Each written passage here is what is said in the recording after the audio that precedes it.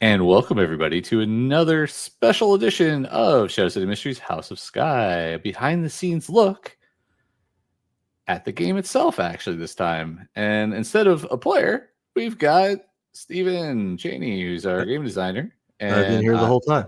you've been here the whole time. Oh, that's true. Hiding in the scenes, behind in the shadows. So we're going to discuss character classes, which are unique to our Shadow City Mysteries, the role-playing game. And specifically today, we'll be discussing the face. So, Stephen, maybe a quick introduction of yourself, and then we can delve into a little bit about what makes the face the face. Hi, I'm Stephen. I have been designing this game and all the other stuff for Shadow Cities on our video game side, working with Chris and Brandis for the last couple of years to bring all of this to you. And I have recently been working on the role-playing game. Prior to working on this, I did a lot of work for the Pathfinder Online video game, or I was one of the game designers on that, and did many other projects with Icarus Studios back before that. Awesome. All right, so let's delve a little bit into the face. So, just as a warm up, all of our classes in Shadow City Mysteries, the role playing game, are stat based. So, for now, maybe additional ones in the future will be hybrids, but for now, they're all stat based. And the face is the charisma class. So, maybe if you'd like to tell us a little bit more about the face being a charisma class.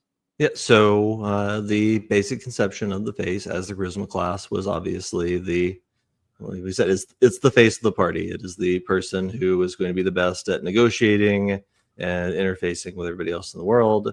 But as you'll find out as we discuss more classes, we wanted everybody to have opportunities to do influence actions and do crafting actions and to do investigation actions. So the face is, while more forward and the best one at sort of influencing people, we wanted them to also have a little bit in all the areas too. And we are built on a D&D chassis, so nobody can be bad at combat. So the face also has a bunch of social-based combat abilities. And obviously you'll see a little bit in here that there's some bardic DNA in the face as well. But we tried to not just be, we didn't want this just to be a spell-less bard. And a lot of our classes are, we didn't just want it to be a copy of an existing class with a few things bolted on. So we made a lot of efforts to make our own spin for the world and include some of the best things from existing classes while hopefully doing something new. Yeah. And what would you say? So at level 1, when you're first getting started as a face, you get introduced pretty much to the core ability, which a lot of other things are built off of, encouragement. So Right. what's the thinking behind encouragement? I mean, encouragement is the piece of bardic DNA that is obviously the strongest, but we've tried to streamline it a little bit. So, for example, it's not currently it's not set to be based on your charisma modifier, because I always find that's sort of annoying when you're playing bards, that like you have to get charisma to 20 as fast as possible, because otherwise you're shorting yourself inspiration dice. So for the face, it's basically just based on level. So you're not feeling like you have to race towards that charisma 20. Obviously, you want your prime requisite as high as possible, as soon as possible, but you might be able to dip into something that's more interesting without shorting yourself. Yeah, and you were discussing. Go on. Yeah, sorry. Yeah, no, and yeah, I think it more or less works exactly like bardic inspiration, but obviously you're not a bard, so it's not bardic inspiration. It's encouragement. It's encouragement. And then you mentioned all the classes have to be decent at combat, and so another ability that comes up very early is not in the face, right? So yeah, absolutely. And so that is possibly the coolest thing about the face's combat ability, is you get uncanny dodge much earlier than a rogue would get it in standard D20. So you are having damage with your reaction from level 1. And on top of that, you get the charisma-based unarmored defense, which nobody had when we first started working on this, but then the dance bard has it now. Yeah, so you are just too pretty to hit you, and if they do hit you, you can sort of roll with it and take less damage. Yeah. And then touching on the we gathering information and being a a little bit of a detective, right? You have witness testimony. Yep. Yeah. So this is the kicker for their investigation side is when they're talking to witnesses, they get an extra piece of information that somebody else wouldn't get. And then we move into, and now level 2, they get a lot of things. They start adding on good fit, right? So you get their expertise, which is just regular expertise, but it's in 2 skills, right? Yeah, we give you 5 features level 2. We'll see if we might spread those out a little bit more eventually, but some of them are just sort of add-on features. So, for example, the limited spellcasting feature is just there to tell you how your spell save DCs work for all the other features that give you spells. Rather than, for a minute, it was kind of encoded when you got the spell. I'm like, wait a minute, why am I doing this? Why am I explaining the spell rules every single time I give you a spell or an ability that functions like a spell? And which is something also to point out with a lot of these classes, they get spells that are not actually spells. We're just using the mechanics of spell casting that people are familiar with, and to save ourselves reinventing the wheel on something that this works almost exactly like a spell. Let's just have it be a spell, but it's not supernatural within the world. So most of the things the face gets, especially at lower level, that it's a spell, but it is them just being unnaturally charming, but not supernaturally charming. Yeah. And I mean, that's across the board for most of our magic in the world, right? So, yep. And then repertoire. So you get to kind of pick your style of so play. This is where it first comes online. You one of the choices is damning insults, where you can get vicious mockery, which is not a spell. It's just you're that good at insulting people, which has a little kicker on it that specifically you can't actually kill somebody with your mockery because you're not actually doing a spell to them. So if you would kill them, they instead get so frightened that they have the frightened condition until the end of your next turn. So you can't, unlike a real bard, kill somebody with your insults, but you can get them very close. Yeah. And you have the options of cheap shot and fighting style, right? Yeah. So cheap shot is sort of the fun original one. But we had, I think, damning insults at higher level, and Brandis suggested that it'd be fun to give them the option of that earlier. So cheap shot allows you to add damage to your attack, your weapon attacks, but specifically against somebody that didn't attack you, because they're not paying attention. So you can just hit them because they didn't think you were a threat. So that sort of the Face's sort of core gameplay loop is being too annoying to prioritize, but when you stop prioritizing them, they get the cheap shot in. I mean, eventually they get all of them, right? At 7th and 11th, they pick up. I mean, you could theoretically just buy nothing but fighting styles if you just want a variety of fighting styles. Oh, that's true. Yeah. There is quite a few different fighting styles out there. Yeah. And then group encouragement is kind of the... So that's sort of my, like, again, going back to... Some of this may be fixing my own personal annoyances with the bard on top of like stealing stuff from the bard. So one of my core annoyances with 5e bards is that Bardic Inspiration is not playing for a group. It is one single person gets inspiration die. And so this is your opportunity to sort of do something that affects everybody in your party. And specifically, you can blow a single encouragement die to give everybody temporary hit points. Okay. Very nice. And it starts working kind of like heroism at higher levels where they regenerate on subsequent turns.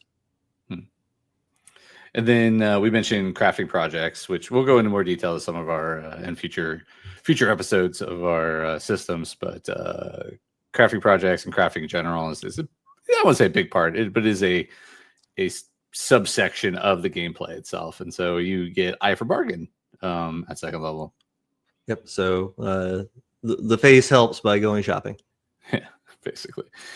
Level 3 is now across the board for us. We have subclass picks for all classes at level 3, keeping it consistent. We'll go into more detail in the subclasses in a little bit, but expect to pick up your first subclass features at level 3. Level 4 is pretty standard. Again, ability score improvement, or feat at this point. So that nothing really changes there. And then we get a couple cool new abilities at level 5. We want to talk about those a little bit. So making friends is kind of your key influence thing that makes you really the best at influence of anybody, because you get encouraging charisma, which if you start handing out your encouragement dice to NPCs, which under the default rules you can just sort of give them to somebody, they're like, hey, thanks for the encouragement. You're like, that's great, now I have advantage on charisma checks against you. Yeah. And you also get to add your encouragement die to your influence progress, which is the real big hit for if you were doing influence projects. Yeah. And then always ready goes into something that's plays on a. We probably should talk about this a little bit because it is a special action that you can do in the game. Right. Yeah. So this is the you can essentially ready an attack by using the Overwatch action and do it as a bonus action. And Overwatch is sort of, since we are a more gunplay focused build, we wanted to have a special action in there that lets you essentially cover an area and punish people for moving. And so when you're using Overwatch as your ready to action, not only do you get to shoot them as a normal opportunity attack or a normal ready attack, it also can prevent them from moving. But it's keyed off of them actually leaving cover or reducing their level or changing their level of cover. I can't remember exactly how we phrased it, but you have to get a little bit of fiddly with the language to explain what you're trying to do in 5e sometimes. But essentially, it is when somebody is pinned down under cover, if they try to charge out at you, you get to shoot them and potentially stop them in their tracks, which is kind of what you want with a readying attack on somebody behind cover. Yeah, very true. And then the face can do that as a bonus action rather than using their whole action to ready that. Yeah. And moving into level 7, we've got enchanting, which again aren't spells. It's just you. However, at level 7, we're starting to move into the conspiracy. So, we missed the mystery levels, street level stuff is, 1 through 6 for the most part. And then level 7, move into the conspiracy. So things start to change a little bit, but still, this is just really not pure magic or any magic at all, right? It's still being the just very influential person, right? So they get some enchantment spells, I think. Yes. Yeah. So they get to pick 3 enchantment spells of their proficiency bonus or lower, and spend their encouragement dice to cast them.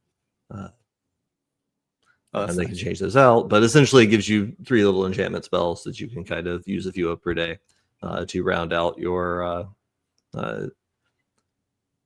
We'll see if we need to narrow that down a little bit more.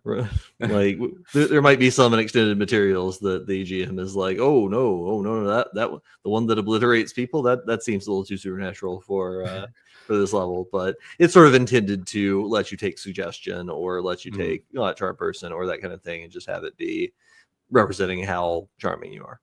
Yeah, makes sense. And then level 9, we're talking secondary target. So. That's that is ally, defend me. I do not want to be in combat. You can as long as there's somebody else to scrape an enemy off on, you can disengage as a free action. Yeah. And then level 11 is another 2 pretty. So we have a lot of combat stuff in there, even though filling out the other stuff. So 2 pretty. Yeah, I mean, you have to write a class in a D&D based game to have a lot of fun stuff to do in combat. And it's worth noting that we don't expect Shadow City Mysteries games to be as combat forward as not traditional D20 games. But when it is, we want to make sure everybody's having a good time and not just being like, but I'm the social guy. All I have is social skills. I can't do anything in combat. Yeah, which we do see in a lot of other systems. So when they go too heavy into one particular niche, right? Yeah, which is the strong point of D20 is just trying to make sure that there's a good because skill-based games sort of have the problem of people can go really specialized and cheat themselves out of fun if they're not doing their specialized thing. Whereas the class-based system allows you to add ribbon features and just, I gave you this thing. You didn't have to do anything special to get it. You didn't have to short yourself on another part of your build. You just get a cool feature that helps you with another part of the game. Yeah. But yeah, so you're too pretty to die, which is essentially I think the orc feature. Barbarians have something similar where like instead of going to 0 you go to 1. But this one specifically has the feature that it doesn't work on anybody that's immune to the charm condition. You were essentially at the last second says but don't kill me, I'm so pretty, or and if they're immune to charm, they don't We don't or not we don't have a lot of that. No, I Thankfully. mean I don't imagine that will come up too much, but yeah, Just this is sort of a callback to a long ago vampire game where a character with majesty that could only be hit by one person happened to that one person happened to have the blase feature and did not care that she was too pretty to die, and that's how she died. Well, there you go. That's a nice call. Level 13, beguiling.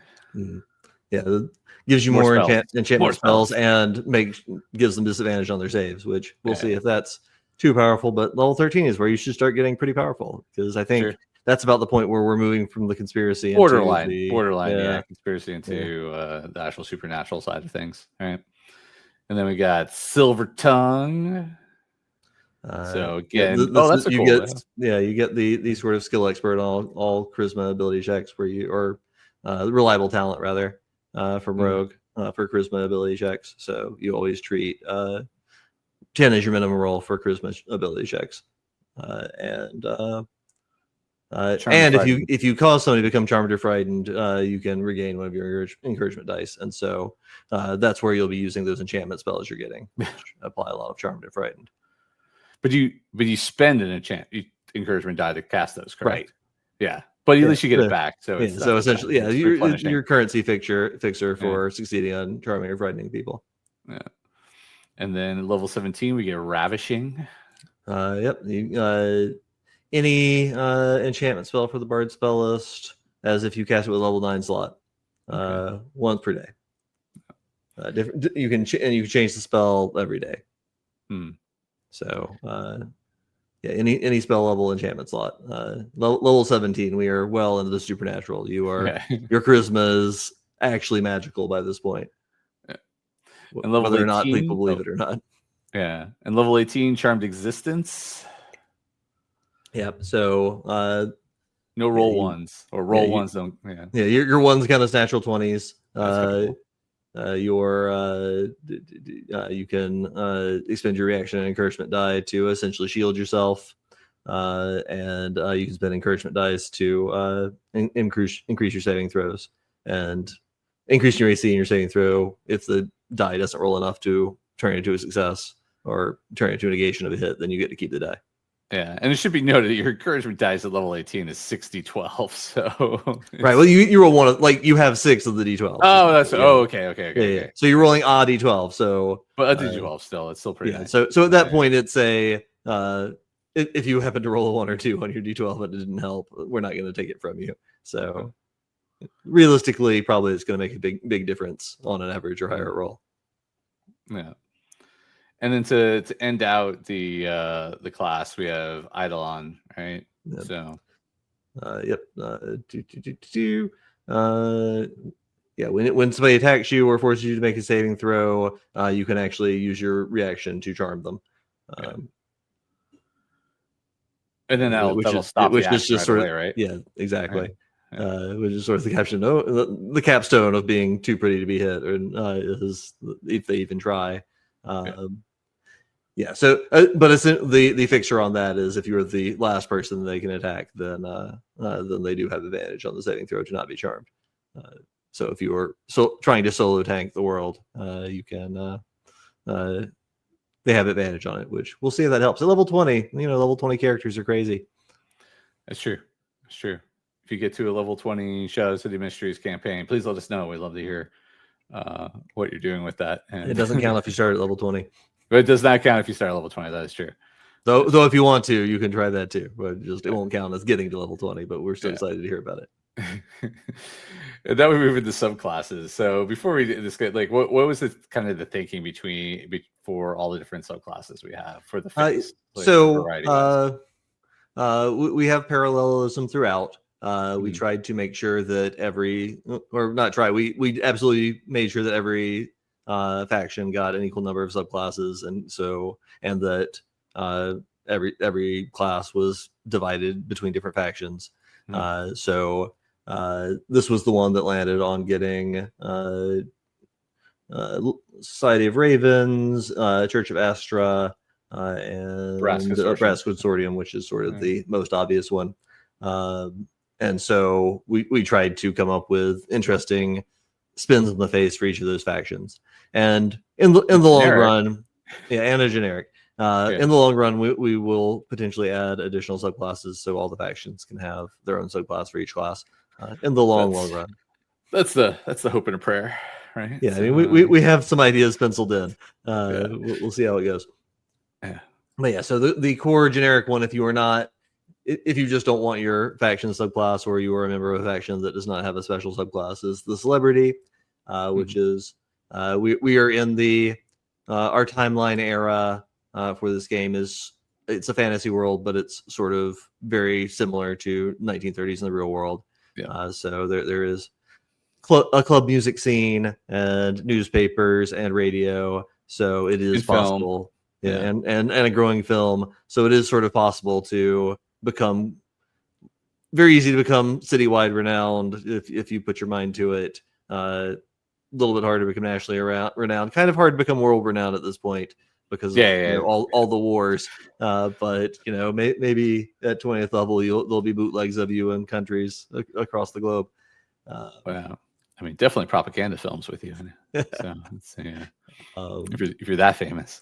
But yeah, so this is sort of like we didn't quite want to go all the way into influencer because that's a very modern thing, nearly 100 years anachronistic for the era we're shooting into. But you can be very well known for your popularity with it, especially with it, since the game almost entirely takes place within one city. It's very easy to be locally famous, even in this kind of technological era and social era. Yeah. And not unheard of eventually further on into your campaigns to be at least nationally famous too, right? So but definitely locally famous is definitely a thing. Yeah. So. But so the sort of the core feature of celebrities is that the classic style of makeup for film or makeup for stage, you can actually create a persona that makes you larger than life. You create a stage name. You wear costuming that makes you visible to the cheap seats. Or to show up on celluloid film, and obviously black and white, which for those that have been following along, everything is black and white, not just the everything's film. Black and white. Yeah. So sort of prominent textures and style are going to make it easier to recognize you in a world where everybody kind of looks black and white from a distance. So even very colorful outfit is not something that matters. Which essentially gives you the ability to kind of what is the classic Miley Cyrus Hannah Montana. You can Hannah Montana Miley yourself. You can have your celebrity persona. So there's So essentially, you can sort of use your public persona to shield you from recognition or vice versa as part of this class. Which proficient with disguise kits and disadvantage on checks to recognize you when you're not in the persona they're looking for. But you can use do you know who I am to reveal yourself as famous to someone and check to see if they've heard of you. So even at low levels, people might have heard of you, and as your encouragement die increases, it becomes more and more likely that they've anybody you encounter has heard of you, which could help you socially. Yeah. And then Moss to the Flame. Yep. Yeah. So this is the interesting, dangerous, but potentially helpful with your other class features is that when you hit somebody with attack or cause them to fail a saving throw, they have to take their reaction to move towards you, which does provoke opportunity attacks, but puts them into melee with you. So you have to be kind of careful with your targets. But this is potentially very powerful for positioning. Like somebody's hiding behind cover, you can draw them out to you. Somebody is messing with the tank, you can make them provoke an opportunity attack. But if they're melee guys, be very careful. They are going to be melee with you, and you then have to use your other features to make sure they don't swat you on their turn. Great if you're fighting people with guns, sort of, but not so great if you're fighting a bunch of martial artists or thugs with crowbars. So. But, and people are encouraged more than they usually would do to make sure there's a lot of cover in their maps, because this is a very gunplay-based game, and look into the existing cover rules and make sure your people are using cover and hiding behind walls, chest-high walls or corners to take advantage of all the gunplay. Very true. And then at level 6, for dramatic effect. Yeah, so this one you can automatically give somebody Charmed or Frightened when you roll in that 20 in your charisma checks. And then you can spend an encouragement die to make that last a minute instead of a turn, which obviously feeds into a lot of your other features that key off of Charmed or Frightened, on top of making it much harder for them to try to kill you. And your Aura of Success improves your group encouragement, so it automatically maxes out your temporary hit points you grant, and also maxes out your encouragement die when you're using Making Friends on your influence ability. So they are larger than life. They don't even have to roll. And then, of course, playing into the, we have Moss of the Flame, but to kind of balance that out at level 10, you get Bodyguard. Right. Yeah. So you trading also on your ability to scrape off. Every face can scrape off people on their ally to get that free disengage, but you can specifically, if you're next to an ally, they have disadvantage attacking you. And if an ally starts moving away from being next to you, you can just sort of stick with them. Be like, no, don't leave me. You can also envision that as carrying you through the crowd if you would like to get the reference. Like in the Bodyguard. Like in the Bodyguard. There you go. Wow. So everybody, please enjoy that these sessions are going to be Chris finally getting some of my references. And then level 14 is playing to the crowd. So it's the top of the subclass. Yeah. So essentially, you're when you are actually doing something in front of a crowd of 20 people or more, you boost your enchantment spells up a level and increase the range of your group encouragement. So you are just that comfortable being in a large group. Yeah. No, that's good. It makes sense. And I mean, again, at level 14, you're larger than life, right? So yeah.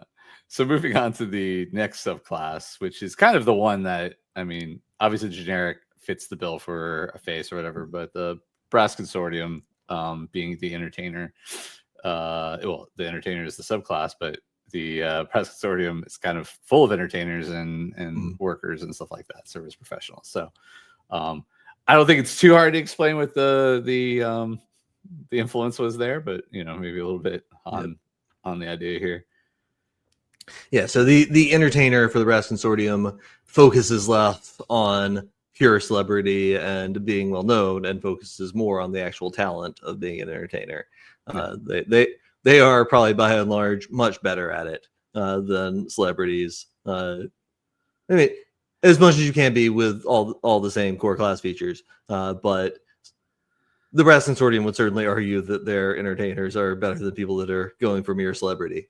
And especially because they're Brass Consortium, they're more focused on music and dance as opposed to being in film or on stage, which the celebrity is more focused on. And so their core level 3 features are leaving the limelight. Leaving the limelight, which, so if somebody shoots at them, they can use their reaction to get further away because they realize they're in danger. And similarly, for when they reduce the damage with their uncanny dodge from not in the face, then they can also allow themselves to be pushed 5 feet away from the attacker, which, if the attacker doesn't then follow up, will allow them to move without an attack opportunity on their actual action. That's nice. So, So this is the, oh no, I'm being attacked, I need to get away feature. Yeah. And then we got Spring in Your Step. Yeah. And so at level 3, all of the subclass features for Iron Union or Brass Consortium give you an upgrade to your prosthetics, should you have them, which you get a free one. Some people may decide that they don't want to. They want to play a character that's a member of the consortium but hasn't lost a limb yet, and that's totally an option. But the stylistic vision is people with cool clockwork prosthetics in the prosthetic based factions. So you definitely get one for free if you want it. And so you get to pick a package. The one we encourage is the athlete package, which makes you better at jumping and moving and doing athlete stuff. Yep, athlete stuff. All right, that makes sense. We have recently like if you looked at some of the earlier class releases, that might have been baked into this one, but we have currently shifted it. So we suggest one, but you have the option of any of There's the others. ones. There's some other cool ones that are fitting for it as well. Exactly. So, and then at level 6, we've got center stage. Yep. So they can essentially give a performance for a minute or longer and automatically cast Enthrall. Again, this is not supernatural. This is just Enthrall representing being distractingly good. Yeah. Yep. And they keep casting it. This is a free spell that they can do just by figuring out through role play how to perform for a minute. Yeah, you don't have to. It doesn't cost you encouragement die, right? Yeah, probably the GMs that are not ready for this happening will think they have a very cool scene where they're about to get you, and they're like, "Yeah, you want to perform for a minute? Yeah, sure. Oh, what do you mean Enthrall? Oh no." So definitely pay attention to your players' features in their classes. Exactly. And you also have some regular patrons at this point. Yeah. The other feature is regulars. So normal faces can have advantage on social skills against anybody give a encouragement die to. You get that on anybody you've ever given encouragement dice to. That's forever, right? Yep. As long as they're not currently hostile. So this, we'll see if this is a fun mechanic for people. I think it's probably one of my key maxims for tabletop game design is if you can get players to write an NPC's name on their character sheet, then they suddenly care about that NPC a lot more than they otherwise would. Hey, my tome lock has a list of names and it, the people you can talk to that are NPCs. Yep. And so this sort of encourages you to just every time you give an NPC an encouragement die, write it down, because you're like, oh, this guy, we've already seen this guy, I have an advantage. Yeah, it's nice. And then we move to Dancer's Grace. Yep, level 10. You are so good at your dance training, even if dancing isn't your primary focus. You have to take dance classes as part of your brass consortium training. So you just flat out ignore difficult terrain, and you can turn a shove prone or a knock prone into a shove away. Roll with the shove, and you have advantage on all acrobatics checks. Yeah. Dancer's Grace is pretty solid. There's a lot of little stuff, little things going on in there, but it's cool. And then to cap this one out, we have Synchronicity. So this is kind of borrowed from one of the Bard subclasses, but when you use your group encouragement, you also let everybody move as their reaction without taking opportunity attack. One of our friends uses that a lot in Brandis's tabletop game, and it is always very exciting when he whips that out and is like, "Okay, everybody change places." But it's also you're better. They're so good. They're so good at dance choreography, right? So there you go. Exactly. And they add an additional 1d4 when they give the help action or receive the help action. Oh, that's pretty nice. Yeah. Again, I like the fact that a lot of the features have little fiddly bits. They're not all just like one thing per se. Like there's little stuff in there. So pay attention to that if you're the GM, or if you're the player, or the player too. Yeah, we give you a lot of cool little situational things, and it's up to you to remember when you can use them and to torment the GM when you figure out the perfect application that they have not noticed. That's true. And now we have, for the Society of Ravens, we have the lawyer, the advocate, which we are going to see on the actual play. That's right. One of our if he remains the Society of Ravens by the time he gets to 3rd level, but we most likely to be the case. So he's aiming to be a lawyer. So I mean, I think it's pretty straightforward what they do. But again, what's the intention here for Society of Ravens? And so Society of Ravens, your adventurers are the people that actually have to get their hands a little bit dirty. As opposed to just sitting on their piles of wealth, eating caviar and going ha ha ha ha ha all the time. So their subclasses are the doctor and the lawyer, and then the seneschal on the mystic side, which are more professions than just being wealthy and happy to sit on your wealth, because you wouldn't need to adventure if you could just sit on your wealth. So the lawyer is kind of one of the more prestigious careers that a person of means can follow in the city, and they have all these excellent law school trainings from their secret societies that they can learn in school to become the best lawyers ever. That's right. There are probably lawyers in the city that are not Society of Ravens that do not have all these special abilities that make them super good lawyers. No, they just have a history, and that's it. Yeah. They've got a couple good skills. So right. Maybe there's a celebrity out there that tries at it. But, a celebrity trial lawyer. Yeah.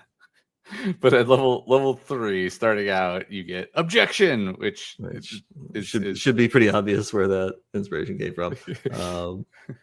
But yeah, so you can essentially use reaction to impose disadvantage on attacks, or immediately interrupt concentration if somebody is concentrating on something that you see them use. So it's sort of a backdoor counter spell against concentration effects that you object so hard you break their concentration before they can really even get a turn of the spell off. Yeah. And you can use this basically once per combat. Pretty sweet. Once per combat. Oh, once per combat. Yeah, that's because it refreshes when you roll initiative or on rest. Yeah. So we don't want you objecting to everything, just like they don't in an actual trial. Well, you could try, but they usually stop you pretty quick.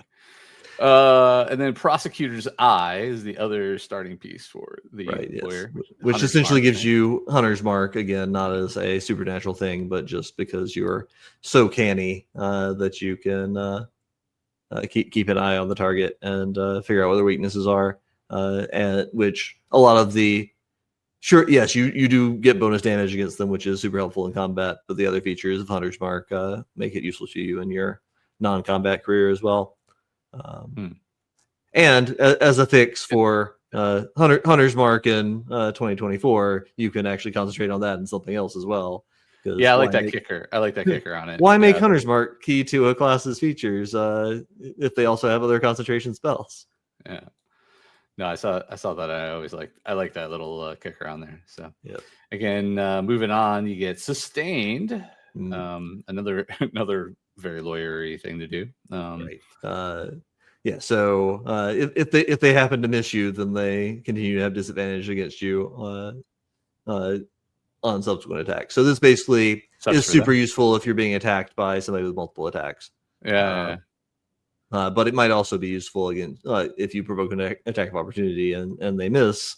Then if they run up to try to attack you again, they still have disadvantage. Yeah, because it's the end of their next turn, right? So that's pretty cool. And we've got Grandstand, some more concentration stuff going on. Yep. So when you are maintaining with your spells, probably one of your enchantment spells you get from the other bard, the other face features. Other bard features. The other bard enchantment spells you get from the face features. Yeah. Listen, there's only so much you can do to avoid showing your work. We're not trying to reinvent the wheel. We're just trying to make something fun. That's true. Yeah, so when you are affecting multiple targets with an enchantment spell, you have advantage on saving throws to maintain that concentration. Nice. And then brings us to level 10, Badgering the Witness. Yep. When you attack a creature that your ally has attacked, then you do extra damage from Cheap Shot, or give them disadvantage on your Vicious Mockery from naming insults. And the kicker on that is, instead of getting extra clue for talking to a witness, you can just badger them to make yourself feel better and regain all of your encouragement dice instead of getting extra clue. It's like, I'm done with this guy.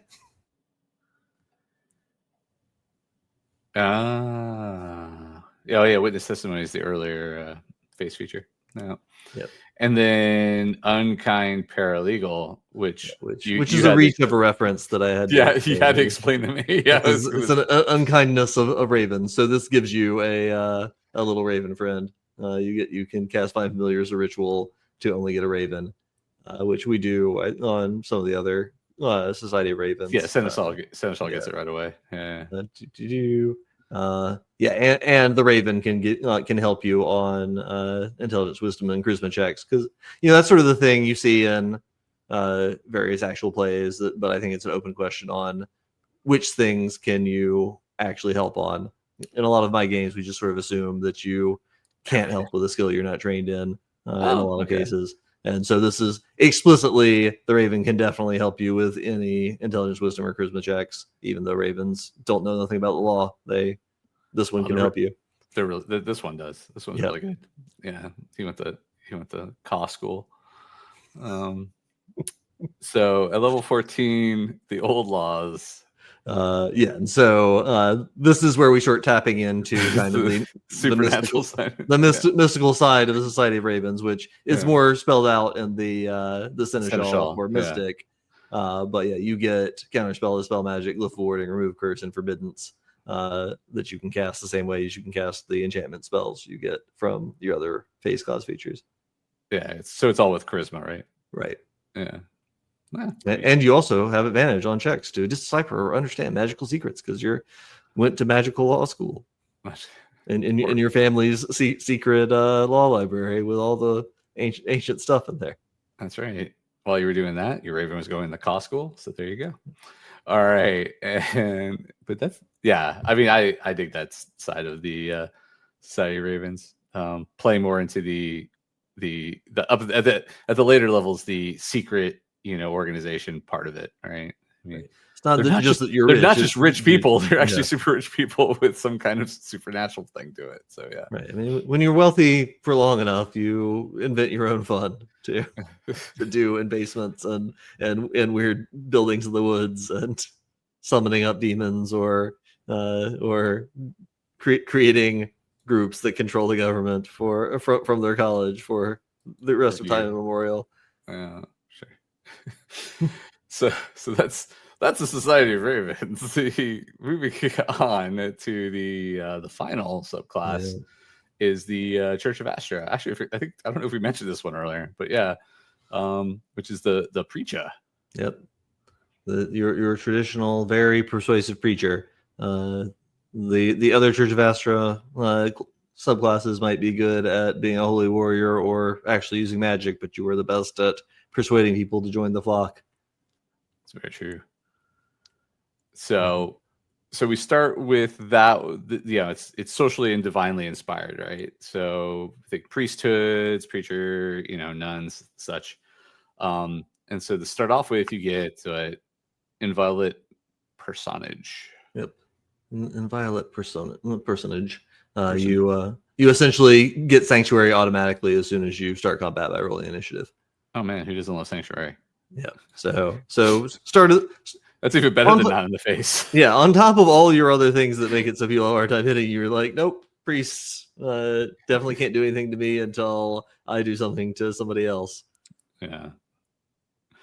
We have a strong don't punish priests right away until they show that they're shady and shooting you in the back.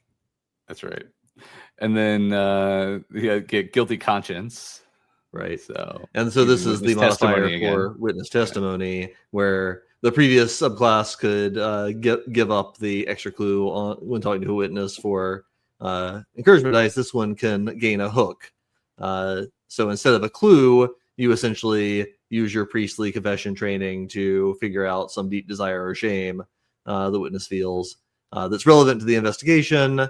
And in addition to that fact, which the guy might not tell you a useful clue about the thing you're investigating, but you do learn something useful about them, which may play out later and also gives you advantage on your next check against them, your next charisma check against them, if you can make the hook relevant. It's like, I see you are questioning, and because of that, please let me keep pushing you. Or maybe you hang on to that. Next charisma check against the witness, you could just sit on that for days and then come back later and be like, by the way, I remember that I sensed that you were stealing from the confession plate. The confession plate? The offering plate. Offering plate. There's not a confession plate. Maybe there's a confession plate in our world. There is in our world. It's you want to make a confession? Here's the plate. No, and I think again that's a good call out, right? Is that there's no time limit on that. Right. And a lot of abilities are like that, which is kind of cool, right? I mean, cool.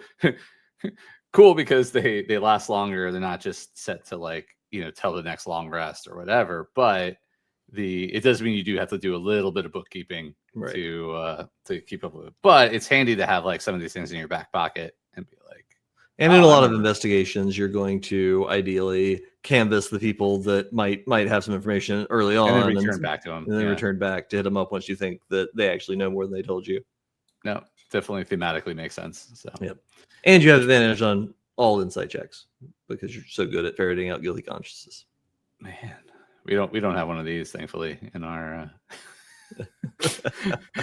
in our actual play. So far, who knows? Later on, we might get some guest players that decide. Maybe Matt will decide to switch to the church before he hits their level. It's true. It's a possibility. He'll be so inspired by Winston's priest. That's true. And then level 6, we get confession. So this is nice. Yeah. So this is essentially this is sort of taken from our LARP that we all played, Chris and I played, and Brandis NPC'd. Was one of the fun things we discovered was just we were playing sort of church characters in my group, and we would do group confession, which was a very exciting. Yeah, Chris didn't come to this, but it was a very exciting way to do, which is really hard to do in a lot of role-playing games, and get an excuse to tell people about your character's inner thoughts. Yeah, no, that's nice. Yeah, and so this is sort of explicitly that is it gives you an opportunity to have a short little scene with another player to allow that player to talk about their PC's inner thoughts and stuff that would be otherwise hard to put on screen. And in return, they get cool buffs like resistance to psychic damage. They get to use your max out their encouragement dice that you give to them when they fail a saving throw. And you can use your bonus action and encouragement die to end charmed or frightened on them if they can see and hear you within 30 feet. And then that's pretty.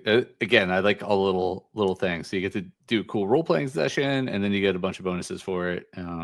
So fun stuff. And then we got speaking in tongues, which I mean, it's kind of on the nose here, but you learn comprehend languages and tongues.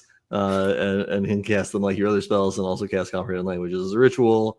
And while you have tongues, you can glossolalia at people to impress or frighten onlookers, and charm or frighten them. A number of people up to your proficiency bonus, but that uses up your tongues. You get one bout of inspired divine nonsense that charms or frightens people, and then that's it. Then you have to recast the spell. Yeah, that's not bad though. And level 10, we get protect the flock. So and so this one do the nice priestly things. Yeah, nice priestly thing. You expand your group encouragement, which is the thing that gives people temporary hit points in your group. So it has a wider reach, and you also double your encouragement dice. Wait, what? No, so you can be farther back from the action, 90 feet. Well, and also because like people get spread out in a fight, and there's probably going to be a lot of by this level. It's like, oh man, I never get that because I always run forward, and the guy that always runs forward is the one that needs the extra temporary hit points the most. Yeah. But and also it doubles the number of dice you get, which at this level is already starting to be substantial. So that's a good healthy chunk of temporary hit points per round. And then it also gets the bonus of visitation and dreams. Yep. Ooh, the dream spell. Yeah, so you get the dream spell. You can only use it on somebody that you talk to for at least a minute in the last day. And we're still on the cusp of this being genuinely supernatural. So is it actually magic, or was it just you sort of seeding their thoughts with dream of me, dream of what I am telling you?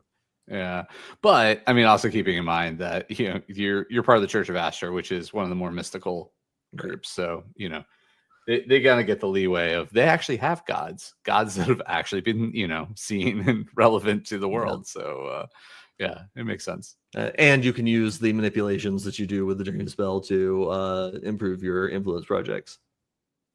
Yeah, very cool. And then it ends with Spirit Horse, which you had to explain to me. Yeah, so this is sort of the the phrasing on that. yeah, I mean this is the classic voodoo type of spell, like letting the divine ride you Yeah, because you are a priest, and we are not a Judeo-Christian church, even though the social role it fills is possibly very similar to what it is in the real world, but it is a pantheon. There are lesser servitor spirits. There's all kinds of things that you can draw down into yourself. And at this level, you are crossing over very, very much into the supernatural is definitely real. So it makes 14. A lot of sense. Yeah, 100%. Yeah. And we are, for shorthand, we are doing that as you can cast a level 6 or lower transmutation spell on yourself, which unlocks a lot of the interesting self buff transmutation spells that either are product identity, so we can't call them out specifically, or they're in third party guides, but just go nuts. Like some of them are really cool. Yeah, it's level 14. I mean, again, you make it that far, have some funs. Yep. At the very least, tensor transformation is probably something that would be very cool to do yourself with a very powerful warrior demigod inhabiting you. You heard it here. Yep. So that's all the subclasses. That's the class. Anything you'd like to note about the face as this as a whole for people that are interested in playing it, or you know, like maybe some of the roles it fits, you know, overall. I mean, the subclasses kind of hit, you know, are pretty heavy-handed in what they do, but yeah. I think the classic advice is definitely don't be afraid to play the social character, but be prepared to be the party face. It is, there's sort of the classic push and pull of role-playing games. Is like, yes, this is absolutely an opportunity to get out of your comfort zone and do cool things, but a lot of the things in this class definitely reward being willing to engage in the role play and not just be like, can I roll charisma? You can get away with a lot more stuff if you can at the very least persuade the GM that what you're doing makes sense for the role you're trying to make. No, agreed. Cool. Well, that's the face. So if you're excited about the face and you want to know more, you can pre-order or even order at some point soon our Shadow City Mysteries, the tabletop game. Links are somewhere in wherever you're watching this. And if you want to see it in action, our actual play begins October 7th. I think I got that right, at 9 p.m. Eastern time.